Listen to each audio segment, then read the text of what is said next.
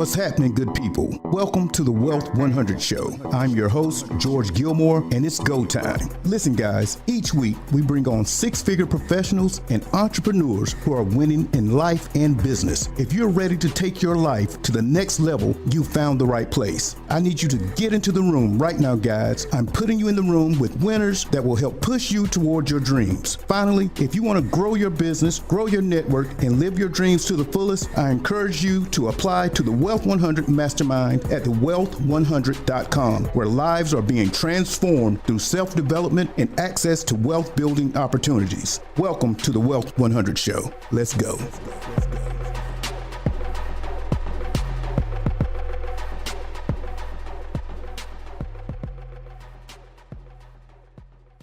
Yo, what's going on, guys? Welcome to the Wealth 100 Show. I am your host, George Gilmore. Got another special guest in the building, Mr. Jesse Artis. What's up, my friend? What's going on, man? Look, finally got you here. I know, right? Been a long time. Look, finally, he's been coming for the last 3 months, and we finally got him in the building. Listen, guys, Jesse is a superstar entrepreneur.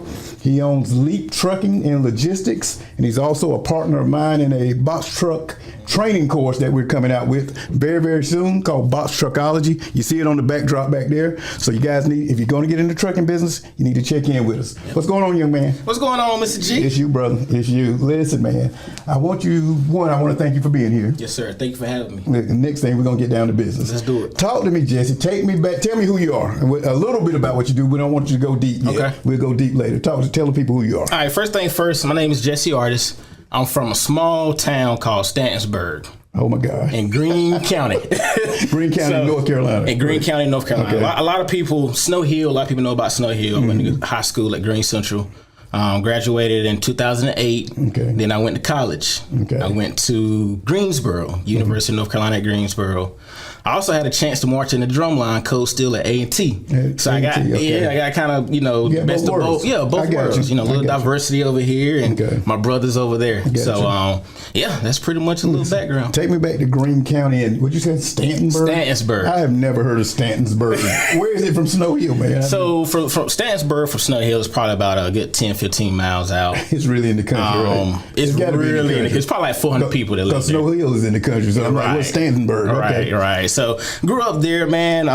Single parent household, just me and my brother. Okay. My granddad, he was there. He was the one that made sure that growing up, we knew what we need to know as men. So I'm a country boy, to the heart. Okay. So you were in the country. What was it like growing up in the country? Some of the nonsense that you was doing in the country. So you were doing in the country. Oh man, it's not like today, man. You got a lot of people that's used to the city, but being in the country growing up, I wouldn't trade it for nothing. Cool. I learned a little bit about how to be a man from a man, and pretty much like work ethic. Yes, sir. Most guys I know from the country do know how to work. Yeah, I'm not scared. I'm not afraid of it. Right. So you, after you left Stantonsburg, you went to college at UNCG and A&T. Talk to me about your college experience. What did you major in at UNCG, and how did we do all this split or whatever? Right. So coming from Stantonsburg, I was the first out of my generation. Wow. To go to college. That's always interesting to hear. Yeah. At this, because you're a young guy, so that's so interesting to hear. But anyway. Yeah. So I was the first one to make it. It was different. Going to Greensboro was like a big city to me because being from Stantonsburg, we wasn't used to going out like that. Right. So seeing different people from different backgrounds that wasn't from Greene County. Okay. You got to think about where we from. It's only one high school. Right. So all the way from everybody knew everybody growing up. Okay. So it was a different experience. I had to adjust very quickly. But I'm glad I did go to college because I probably won't be where I'm at today. What was your major? Information systems operation management. Yep, and I had a minor in economics. Really? Mm-hmm. Okay, I missed that somehow. Yep, so it's kind of like IT. Yeah, exactly. My daughter majored in MIS at A&T. Yep. That was her undergrad, so yeah, I didn't know that. Yeah. No, that's a new one on me. So you majored in that. So tell me about the college experience for you, those 4 years or whatever. The experience as far as like the diversity and different people, different backgrounds, learning. The marching band took a lot of my time, like my freshman and sophomore year. Yeah, I believe that. So I'm surprised anybody in A&T's band. You can't get no work done, but anyway. Yeah, so we practice more than the football team. Right, you do. So that my first 2 years it was basically band, and of course I had to get down to the books too. So my brother, he went to Chapel Hill, and he was very helpful throughout college because I didn't have the best grades, but when it come to IT, computers, anything technology, like I'm there. I can pick it up. Okay, I can pick it up pretty good. Cool. So it was a good experience. I wouldn't trade it. Talk to me after you finished school. What was your first job? So when I graduated with my degree, they don't tell you what kind of job to get, and so I was trying to get a job in IT in my field, but they either wanted some experience or you need to have an internship with some certifications. The internship take you over the top. Right. When you come out with that program. I didn't have any of that. So basically I went online and I'm like management, because I knew I had a management background. I had a leadership. I've always had that leadership. So I ended up getting a job with a management trainee program at Purdue Farms. Okay. Out of Bertie County. Okay. So going back to the country. You're going back to where on your end then, okay? Yes, sir. Okay, gotcha. So started there. It was a 6-month program, and I think I ended up doing it in 5 months because I really needed a supervisor. So started out as a supervisor. I ended up having close to 100 people managing. That you were managing? At a very young age. How old were you? I was 24, 25. Okay. So yeah, that was very challenging because I had to go home and I had to pray to God because I was like, I'm dealing with people that's 40, 50 years old. They looking at you like you're crazy. I already know. Right. I already know what it is. Yeah. Right. So, going home, praying to God and said, hey, this is the direction I need to go. Okay. And he gave me the willpower to take it on, and I ain't looked back since. So you worked for that place. Where did you go next as far as employment? So after there, I went to Pepsi. Okay, so that's why I'm trying to figure out Pepsi. Okay, I got you. Where was Pepsi? Pepsi was outside of Raleigh. Okay. It was in Gardner. Okay, all right. And what was that position, sir? So that was another supervisor position that I took on. At the time, Purdue, I think I had reached my climax, and I was looking for something new. Okay. I'm not going to stay at a job more than 2.5, 3 years. Gotcha. Because you're not going to reach your full potential as far as the maximum income you can earn. Absolutely. So I knew how to play the game when it come to making money. Okay. And how long did you stay at Pepsi? 1 year. Just a year. Why? Purdue called me back. Okay. I got a text message from one of the plant managers, and he was like, hey, man, we got a superintendent job open. I want to pay some more money now. We couldn't find that money when you were here, but we seemed to. But if you let your work ethic speak for itself, good work. And when you leave and you go, get some more experience. So you're teaching a lesson right here. Right. Go where you're going, do the job, and leave on good terms. Right. No matter what, leave on good terms. So you went there, went to Pepsi, then you went back to them. Is that how you ended up over here in where is it? Was that Hope County? So I ended up when I went back to Purdue as a superintendent. I think I worked there for about two more years. Okay. And they put me in the shipping department. Okay. And I didn't really like shipping, but they needed someone back there. I had a department where I had a good team. The team, they knew what to do. But they put me in another department that needed some help. And I didn't like the hours. I was getting off at like 3 a.m. Oh, no. 4 a.m. No, sir. Having to work some weekends. I don't want to participate. I don't want to participate. Right, I got you. Right. And then again, another opportunity came up, and that's how I ended up at Mount Air Farms in Solid City. And how long did you stay at Mount Air? Stayed there for a little over a year. Okay. So what I want to get into is how you get to the business that you're in now. I want to go back to Jesse's in the box truck business, guys. One of the biggest industries that's out there right now. I want to go to how a young man working in a manufacturing type industry goes from that to I'm going to get in this box truck game. Take me back to what got you there. What was going on, my friend? So I went to a couple weddings, and this is a crazy story. I went to a couple weddings, and it was a guy that was there, went to school, went to high school together, and he was driving trucks. And we were just talking about trucks. And I'm like, man, that's something that I really wanted to get into, but I don't know if I want to go to school to get my CDLs. He was like, man, they got box trucks coming out to Amazons now where you don't even need a CDL to drive. And I'm like, for real? He was like, yeah. Went to another wedding. The guy told me the same thing. So it started clicking. While I'm at Mount Air, it wasn't the greatest. It was a startup plant, which is why. And so I also started looking like, okay, in the next 30 years, I see this plant manager that's here like 16 hours a day. Working. But what is that going to benefit me and my family down the road? Is this something that I want to do when I'm 50 years old, been at this warehouse for 16 hours a day and I don't own it. I like the mindset. So yeah, it clicked. I like that. That's right. I like the mindset. It clicked for you. So in order to start getting the information about that business in particular, what did you do? Tell me what was going on.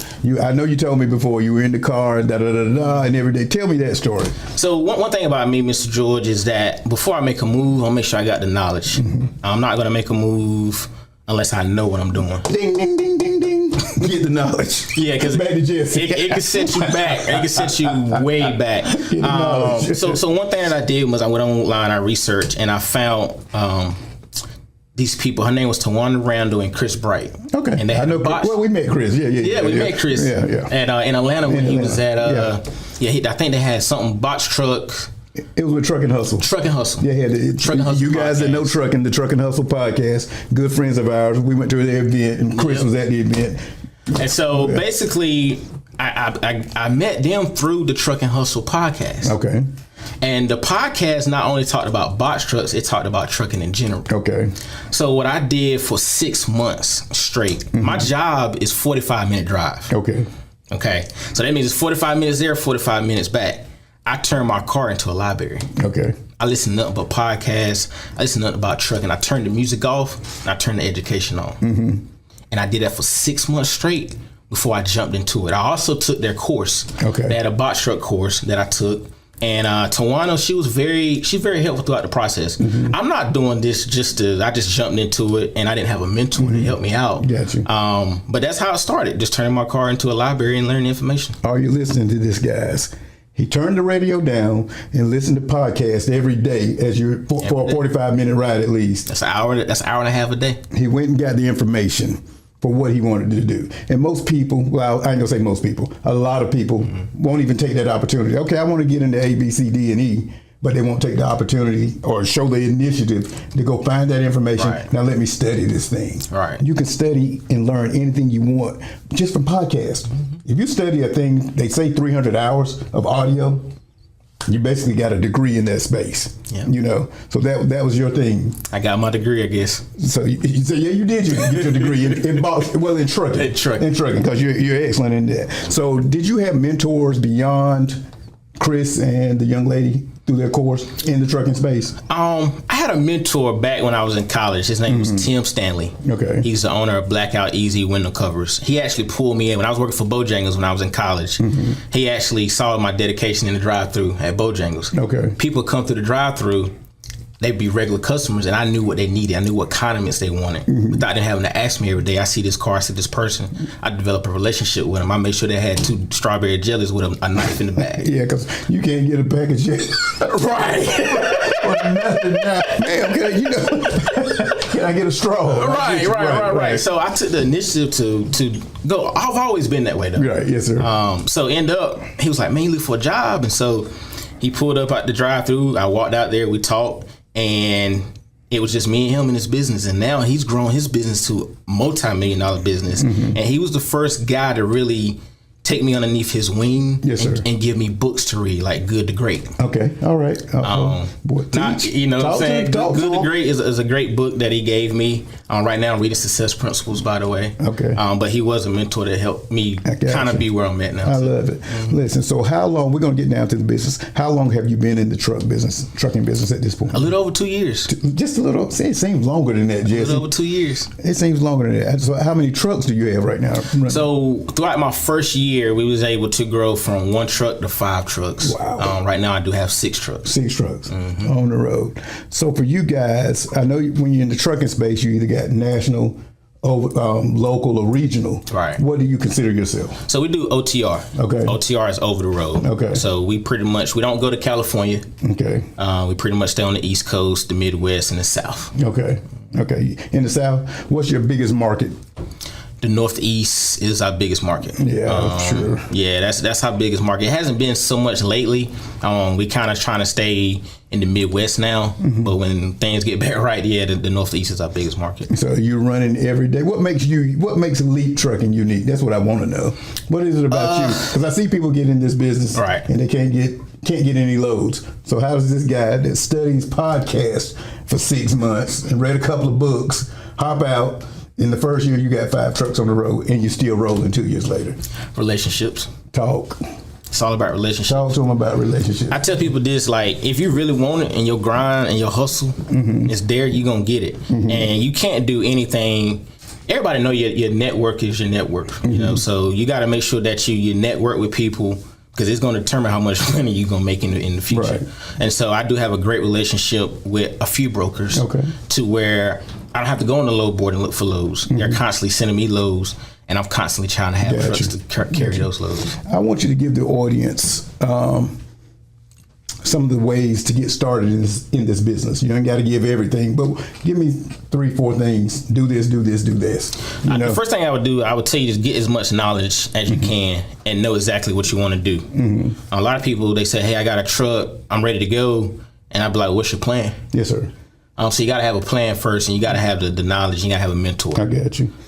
Have some money set aside. I tell people I'm very conservative. If it was me, I would have $10,000 set to aside before you get into this business. Got you. And then after that, I can kind of help you out with the authority, getting your numbers, the right things that you need to get started.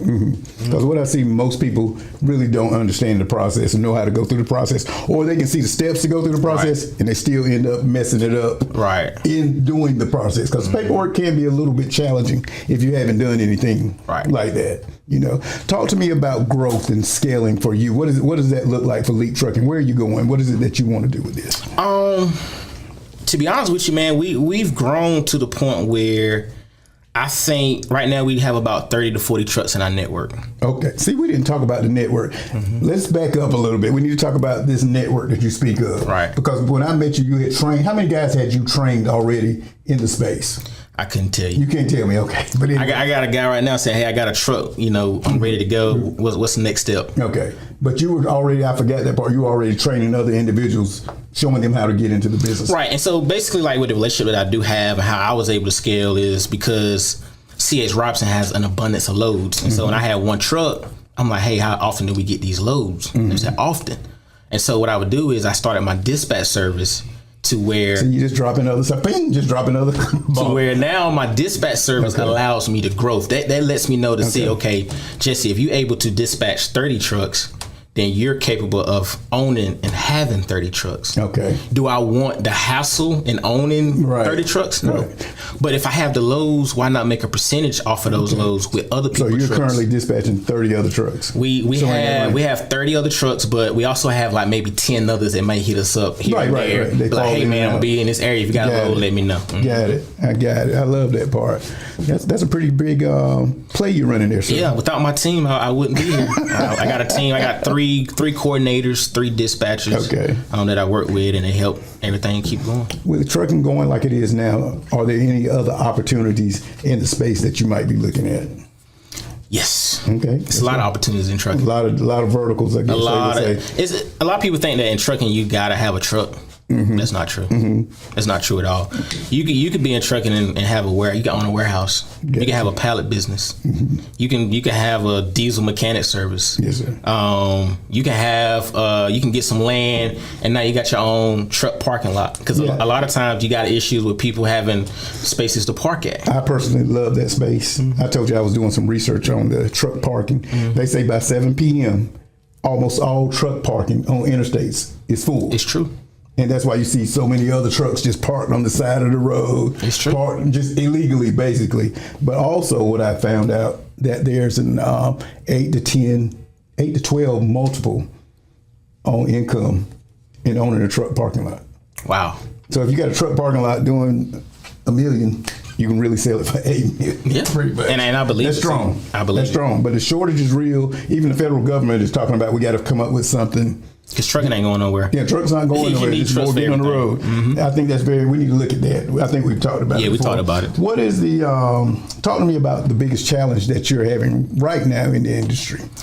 The biggest challenge is the rates. The rates is the biggest challenge. I think when I came in during the pandemic. Right. And so the pandemic is when a lot of people that's entrepreneurs really saw a lot of success.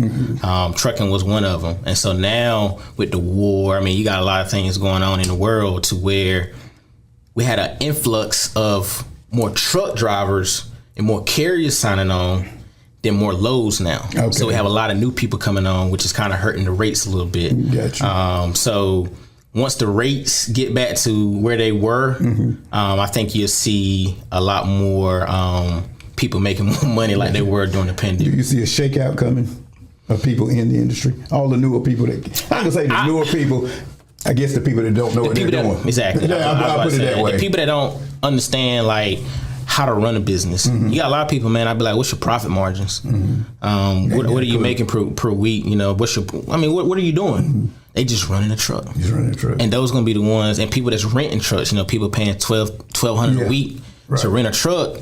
And where you got people that's already owning a truck and they don't have that much expenses. You got to keep your expenses low. It's a numbers game. If your expenses is low, you're going to be successful.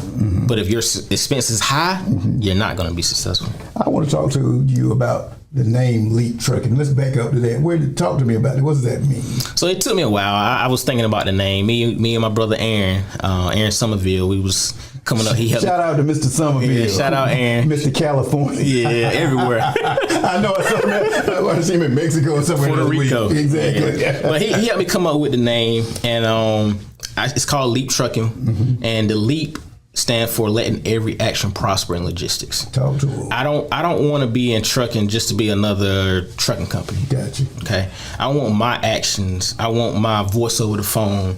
I want my smile. I want my personality to let them know that, hey, something different about Leap Trucking. I trust them boys that have that freedom on their truck. Gotcha. And we're not trying to be like everybody else. I don't get in anything to be regular. Gotcha. I get in it to dominate. Talk that smack to him. Listen, talk to me about mindset. How is it that you keep your mindset? How do you keep a positive mental attitude in this industry? Because I know some days can be challenging. The man up above. Man up above. And also, you know, just biggest thing now is like I'm reading more, meditating more. I'm trying to develop a morning routine. I think I'm about 75% there on that. What does that look like? What's your morning routine? So my alarm goes off at 6:00 to the Breakfast Club. Okay. So whenever the Breakfast Club come on, you always hear Charlamagne the guy say, yo. So 6:00 that comes on, and when that comes on, I'm like, okay, this is another day.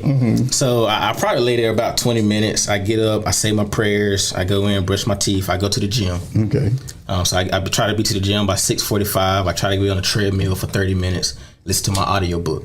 Okay. I get back to the house and it's time to go to work. What I like, you've been in this business 2 years, and guess what you're still doing? You went right back to learning. You're constantly learning, constantly improving, and that's where a lot of people drop the ball. Yes, sir. They don't want to do that part. They think it's all gravy when you get in the game, and I say it on every podcast. Entrepreneurship is up, down, yes, sir. All day long. You're right. It ain't straight. It will never just be a flat line. You're right. Talk to me about some of the other dreams that you're having, maybe possibly outside of trucking, if you would like to get into that. Real estate. Oh, talk smack. I think every millionaire there got some kind of hand in real estate. What is it? What's the number? What is it? 85%, 90%? It's up millionaires in America. I don't remember the number. I'm just saying. I know it's high. Yeah, it's made their money in real estate. But real estate is the next thing that I want to do. I currently do have a property now that I rent out, but I want to have a bigger footprint in real estate. Okay. And that's just the start right now. Listen, guys. Also, like we said, you see the logo back here. We have a company together called Box Truckology. The website's not up yet. It'll be coming up real soon, probably the next, I'll say 60 days. I'm giving myself a little time. But we will have a course teaching you with this guy, myself and another partner, how to get in the box truck business and how to win in the box truck business. We don't want you to just get in there, but it's fine to get the information ahead of time before you get into business. Right. That's the thing I tell people. Me and you have this discussion all the time. And getting the right information. Because I think a lot of people, they're just out to try to make money off of you. I don't want to put anything out there unless I know it's going to help you win. Correct. Like with one truck, you can make $250,000 if you do over the road. Okay. And so that's why I ask you, what do you want to do? You want to be local? You want to be regional? You want to be over the road? You can make $250,000 off one truck. One truck over the road. So if I got 6 trucks, you kind of do the math. And if you have the relationships to keep those trucks running, the sky's the limit. Gotcha. Yeah. I was talking to a guy that he does local, our friend. He was talking about some other local things he can get into, because you can do. Yeah. You can haul for furniture companies with a box truck. Yeah. You can haul for Amazon. Yeah, absolutely, Amazon. You can haul for Lowe's, Home Depot. You can go to industrial parks, and they got a lot of places there that don't want to deal with the day-to-day operations of having a truck driver, to where they'd rather outsource it to someone that's close by. They know you from that area. Mm-hmm. You just gotta be different. You gotta go out there and look for the work. Do you have an exit number from the business? If I came to you and was like, look, bro, I'll give you $10 million right now for what you got. Is there a number that'll make you jump? That's a good question. That is a very good question. I think it's always a number that'll make somebody jump. Yeah, people say it's not. It isn't until it is. Right. They may say it's not a number, but I think it's always a number. But right now, man, it would have to be. It had to be up there. It got to be up there. It got to be up there. What's the number? I say for where you are now, for what you got now. I'll say about 20. About 20. Mm-hmm. I was listening to a guy the other day that had a construction company. I was telling you the story earlier. Right. And he had he was doing, God, how many was he doing? 100. He's probably doing 20 million in business a year, right? Had a construction company, and somebody offered him 10 million or something like that. Mm-hmm. And he didn't take it. And then a year later, the bottom dropped out of the market. And I bet he lost $10 million liquid money. That's insane. I bet he would have wished he would. Yeah, that's always a challenge with people. Oh, I never said. Right. Yeah, you may not. Right, you got to figure that out for yourself.